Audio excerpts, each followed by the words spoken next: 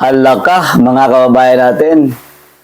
Si BBM pala, itong si Ngagba at itong si Napoles, mga kababayan, ay kapwa buhayan noon pa. Naku po. Isang magandang araw, mga kababayan natin, Luzon, Visayas at Mindanao. At sa ating mga kabayang overseas Filipino workers, mabuhay po kayo lagi dyan, mga kababayan natin. At ito nga, nabasa ko po ito at talagang nagulat ako na si BBM pala talagang buhaya na. Ha? Kasi dawit siya dito kay Napoles eh. Di ba si Napoles nakulong yan, no? Yung kaso nga iskandalo din na kinakarap na yung mga pork barrel, mga kabayan natin. Ha? Ngayon, makukonect natin. Ano na ba ang nangyari sa bansang Pilipinas ngayon? Simula nung naging presidente ito si Bongbong Marcos, di ba ang daming korupsyon? Di ba ang daming mga anomalya sa iba't ibang departamento o sa ahensya dyan, lalong-lalo na DPWH, ngayon itong Department of Education, di ba meron tayong project dyan sa mga classroom, pero hindi pa rin, matapos-tapos, 4 na taon siya nakaupo, wala tayong big projects na nakita sa kanya. Parang nagkatotoo lahat ang hinala ni Senator Alan Peter Cayetano dito kay Bongbong Marcos na talagang noon pa si BBM talaga pag sa usapin sa korupsyon ay wala siya, kumbaga wala siyang may sagot, wala siyang komento, at pag mayroong hearing about sa korupsyon, walang Ferdinand Marcos Jr. na sumasali sa hearing pag korupsyon ang pinag-uusapan. Nakakagulat ito kasi ngayon lang natin nabasa. Matagal na po itong video na to. Papakita ko lang sa inyo, mga kabayan, na lahat ng sinasabi o hinala ni Alan Peter Cayetano noon dito kay Bongbong Marcos ay eto na ngayon ang nangyayari sa bansang Pilipinas. Na talagang pagwas ay ikaw ay corrupt, ikaw ay magnanakaw, at ikaw ay kaibigan ng isang Napoles, talagang walang pinagkaiba. Ganun pa din, magnanakaw pa din hanggang ngayon. Kaya eto na ngayon ang nangyayari sa bansang Pilipinas. Lugmok tayo sa kahirapan, ang mamahal na mga bilihin, taas yung value natin, no? Yung piso versus dolyar, no? Ang laki-laki na po ng utang ng Pilipinas. Nasa 18 trillion mahigit na ba yun? Tapos, puro utang itong gobyerno ngayon ni Bongbong Marcos. Walang proyekto, wala siyang maiiwang legacy sa kanyang panunungkulan. Marami pa siyang hindi nasagot o naresolba na dapat niyang sagutin. Lalong-lalo na itong korupsyon dyan sa flood control issues na kung saan pati ang gobyerno, pati ang liderato ng Senado ay nagkawatak-watak na. Kita nyo?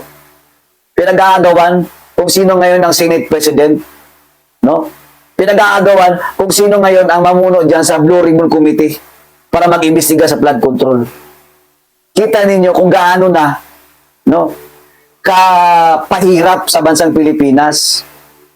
Tama ang sinabi ni Ma'am VP Sara Duterte na kapag talaga ang isang leader ay walang direksyon, walang konkretong liderato kung paano pamumunuan ang bansang Pilipinas at paano niya pagkakaisahin ito, ay kapag failure yan at walang nagawa ang presidente at wala siyang magandang plataforma, kung baga baliko-baliko ang kanyang direksyon, talagang malaking problema sa bansang Pilipinas at magkawatak-watak na gaya na nangyari ngayon sa Senado. O ito po, mga kabayan, panoorin natin kung paano sinabihan itong si BBM ni Alan Peter Cayetano noon na itong taong ito ay hindi talaga against sa korupsyon. Anti-korupsyon, pro-korupsyon talaga siya. Kaya siguro ngayon, kinakarir na niya yung pagnanakaw. Yung pagnanakaw noon sa kanyang ama, inuulit niya ngayon. Tama nga naman, senior, junior. O ito po yung video. Panoorin po natin at kayo na po yung umusga, mga kabayan, kasi medyo matagal-tagal na po ito na video na to, no? Kasagsagan po ito noong I think 2016 na campaign period, no? Nung naglaban silang dalawa bilang vice presidente. Si Alan Peter Cayetano ay katandem ni Tatay Digong noon. Panoorin niyo mga bayan kung hindi ba nagkatotoo ngayon ang sinasabi nitong si Senator Alan Peter Cayetano sa natatamasan natin ngayong pahirap o kahirapan sa bansang Pilipinas at ang daming perang winaldas, ninakaw ng gobyernong ito. Once a buwaya, hanggang ngayon buwaya pa din.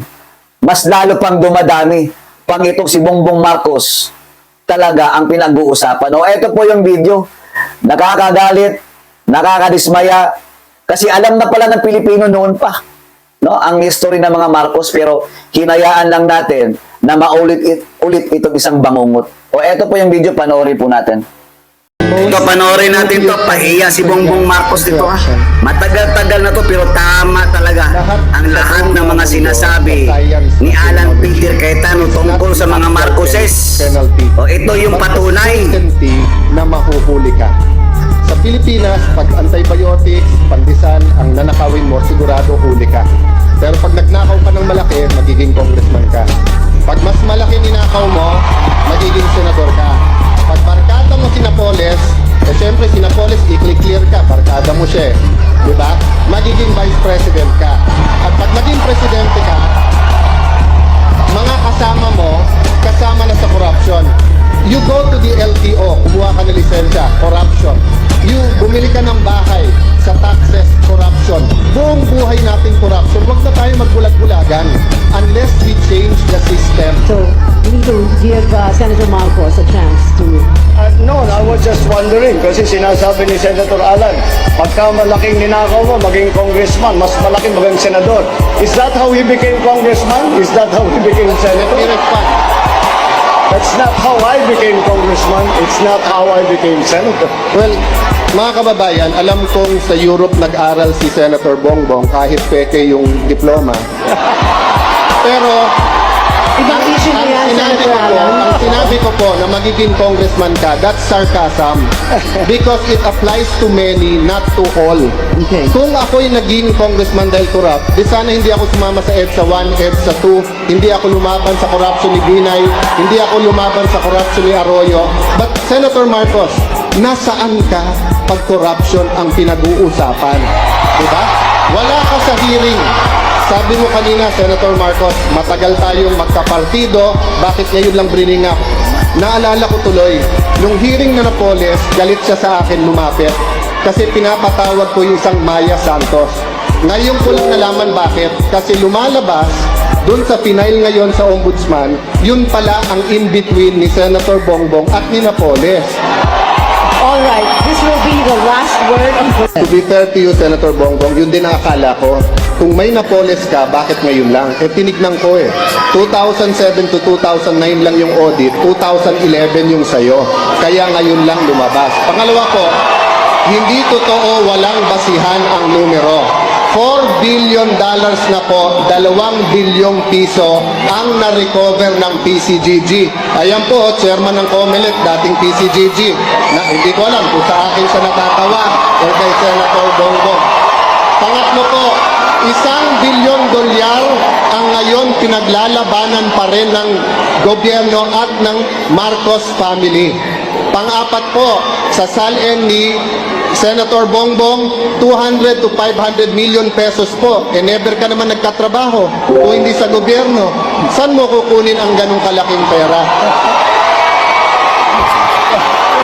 Meron po tayong kasama dito na pag yung ibang hearings nawawala kasi mga kaibigan ang nandun. Pag Coco Levy nawawala. Pero nagulat po ako mga kababayan. Sabi ni Senator Bongbong wala daw bahid ang kanilang pamilya. $10 billion ang nanakaw nung panahon nila, 450 billion pesos. Nung isang linggo lang po, nagulat ako, 205 million po niligay sa Napoles na mga NGO. Pork barrel po yon ng hindi ng tatay niya pero siya. Kung yun po ay hindi pa bahid politika, hintayin nyo maging vice president siya, baka $100 billion na ang mawala sa atin.